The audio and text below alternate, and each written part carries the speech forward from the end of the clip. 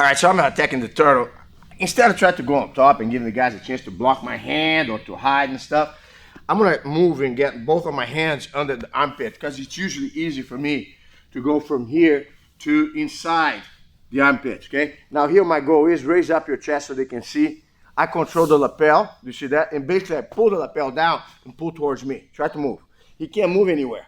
Now here it's easy for me here to go on the side that I wanna roll him.